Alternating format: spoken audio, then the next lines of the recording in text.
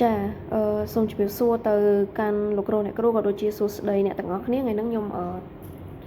មានវីដេអូមួយណែនាំតាក់ទងជាមួយនឹងការប្រើប្រាស់ថ្នាបឋម PHP នៅលើទូរស័ព្ទដៃចាហើយការប្រើប្រាស់លើទូរស័ព្ទដៃទៀតសោតយើងប្រើនៅលើ browser តែម្ដងចាយើងពុំចាំបាច់ download កម្មវិធីយកមកប្រើប្រាស់ទេហើយវីដេអូក្រោយខ្ញុំនឹងដាក់ចូលរបៀប download កម្មវិធីយកមកប្រើប្រាស់នៅលើទូរស័ព្ទដៃប៉ុន្តែ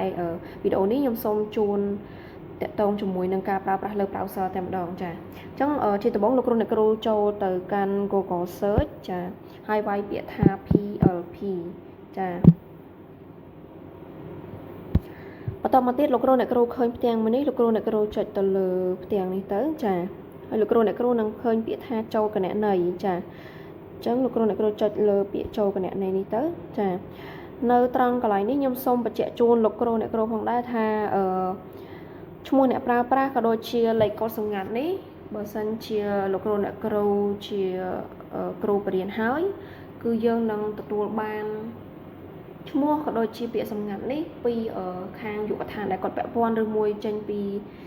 គណៈគ្រប់គ្រងសាលាដែលគាត់បានផ្ដល់ជូនចាហើយសម្រាប់សិស្សានុសិស្សទៀតគឺគាត់ត្រូវបានបង្កើតដោយគ្រូរបស់គាត់ផ្ទាល់នៅតាមថ្នាក់ឬមួយក៏គាត់អាចនឹងទទួលឈ្មោះអ្នកប្រើប្រាស់នឹងដោយលោកគ្រូអ្នកគ្រូរបស់គាត់ផ្ទាល់តែម្ដងឬក៏ក្នុងករណីខ្លះគាត់អាចនឹងប្រើ QR code សម្រាប់ scan ចូលទៅប្រើប្រាស់ថ្នា PLP នេះតែម្ដងចាអញ្ចឹងយើងដាក់ឈ្មោះយើងមកចា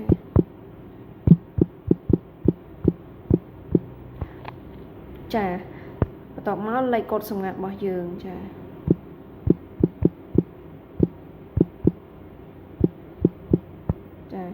ហើយយើងចុចទៅចាមកដល់ត្រង់នេះលោកគ្រូអ្នកគ្រូចុចនៅលើឈ្មោះរបស់លោកគ្រូអ្នកគ្រូចាហើយយើងមានលេខកូដសម្ងាត់មួយតង់ទៀតចាអញ្ចឹងលោកគ្រូបញ្ចូលលេខកូដសម្ងាត់មួយតង់ទៀតទៅ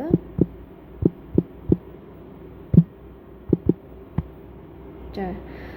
មកដល់ត្រង់ចំណុចនេះគឺលោកគ្រូអ្នកគ្រូបានចូលទៅក្នុងថ្នា PLP នេះហើយចា